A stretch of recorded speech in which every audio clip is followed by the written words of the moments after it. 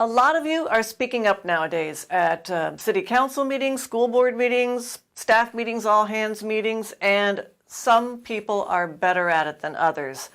I'm going to give you some tips on communicating effectively.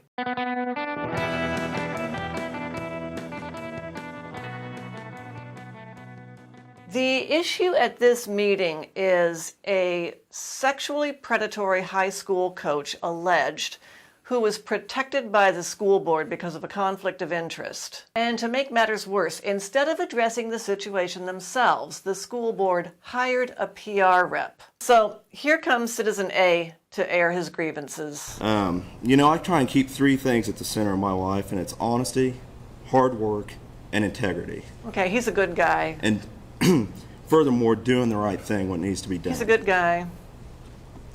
Continuing with what other people have stated tonight and before me, I'm just here to express myself and my family's deepest concerns with how our tax money is being spent. Taxes, okay. How our taxes are spent. Everyone in this school system pays a few $1,000s to the school district every year for property taxes. Taxes. And I know that they were just due for everybody.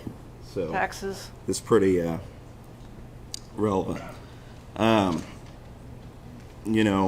We pay several $1,000s in taxes to the school system every year. And to see you guys act like this in front of everybody is ridiculous. We generally don't have an issue at all with paying our part in supporting schools. Taxes. I've been through when you guys are spending property tax money, uncontrolled, property tax money is contributed from everybody, but how come we didn't get a chance to share our opinion on any of this? Start doing the right thing. Okay, nice guy, legitimate complaint, but you notice the repetition and also the generic nature of his complaint. I try to be a good guy, I pay your salary, I'd like you to do better. He could be saying that to virtually any governing body, local, state, or federal in the entire country. It's really not as effective as it could be. Okay, so here comes Citizen B. During all the hearings that the board presided over, that you were all shown a very descriptive timeline of events that went from February of 2019 until the day of the hearing in July for Tyler Bruce, and up until the day... Okay, it's a summary of the facts. That's good. She's talking about why we're here, what led up to this, to our appearance here, our meeting here tonight. His wife found Snapchat conversations not from one girl, but multiple girls. Okay, now, she goes on for a while because unlike most public forums like this, they apparently did not have a time limit, so I'm gonna, we'll go ahead and... No one spoke up. There were students that called the hotline, and still no one did anything. Congratulations, school board. You have just made Tri-West a welcoming place for criminally people. You all should be criminally charged with neglect. Okay, bingo. The significance of those facts, what they all add up to. Criminal behavior. The school board is guilty of a crime. Do the right thing. Step down, all of you. And Mr. Syverson, I would love to see your recommendations for the termination of Tyler Bruce and the Bagleys.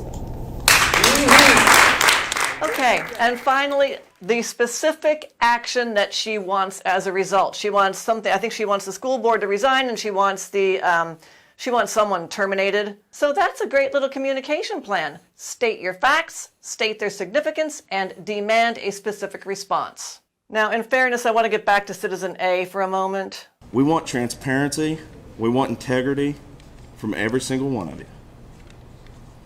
If you can't provide that, get out and resign. Okay, so he did demand a specific action. Step down, get out. Every single one of you is sitting there with the laptop in front of you. Why can't you guys do the PR stuff? Okay, that is a nice touch. Citing the evidence at hand. You all have laptops and you had to hire a PR rep? Do you want to see how the school board responded at the end of the meeting? Because later on, when it's time for you to go out and try to persuade other people to change their minds or vote or act a certain way, this is what you're up against. Do you think it was appropriate to vote on a matter involving your nephew? Mr. D'Agostino, what's your response to the request to resign?